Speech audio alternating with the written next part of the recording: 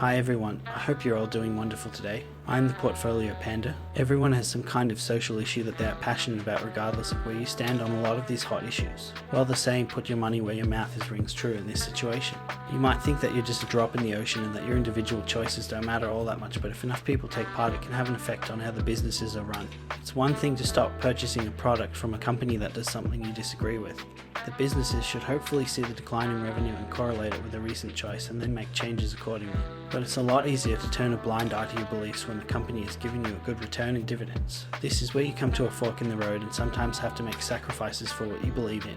While shareholders don't have a lot of say directly in how the company operates, they do have the ability usually to vote in a company's major decisions. Which brings me to the point of this video. I think I should make it very clear what my standards are for investment funds when it comes to ESG. With everyone having completely different values when it comes to investing, I think the best course of action is to not have a rating system in place because that would be purely based on my own personal opinions. I think simply pulling things apart and showing people what's there allows you to go out and research further if you think that's important to you or not.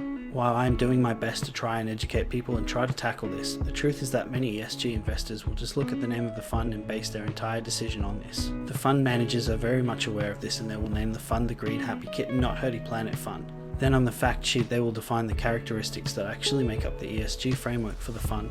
I'm coming up with my own ESG testing. I'll call this the Panda test. It's very strict, but I'm not here to make choices for what you define as ethical. I can only take companies that someone may have issues with and separate them for you to look at further. Mistakes can happen, so I will try and look less at individual incidents and more at co-operational procedures. Imagine if I had my own investment fund, it would end up with 0 holdings. Where possible, I will look at the entire fund's holdings and pull a list of companies that they are invested in that people may take issue with and let you decide for yourself from there. This may not always be possible as funds are often not required to disclose their full holdings, and if they do so it is not always current and up to date with what the fund currently holds. Regardless of this, given the available information, I will search through the funds and pull aside companies that have either invested in or take part in mining, petroleum, gambling, tobacco, animal testing and worker mistreatment, plus whatever else I can find when I'm doing my research. Then I can list the companies and some of the things that they do to fail this test, and you can decide how you feel about it from there. Obviously, I need to be cautious of my own biases when I'm looking through these companies, so I'll prepare some kind of checklist to try and look at it objectively and not let my own interests drive the screening process. Tell me with a comment if you have any ideas for exclusions that I can look for.